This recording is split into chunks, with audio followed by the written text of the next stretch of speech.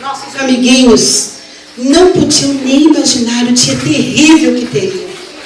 Como será, crianças, que vai acabar essa história? O que vocês acham?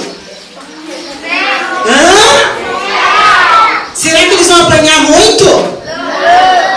Então, mas nós só vamos ver o final dessa história de tardezinha, tá bom? Combinado? Beleza? Então, agora nós vamos só falar juntos o versículo que essa turminha aqui ensinou para nós. Como que é o versículo? Esse é o tema. Olha aqui na camiseta da Tia Célia.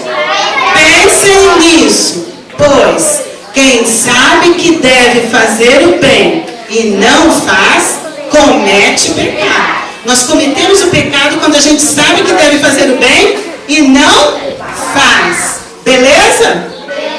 Então, beleza. Palma pro pessoal do teatro. A parte da sua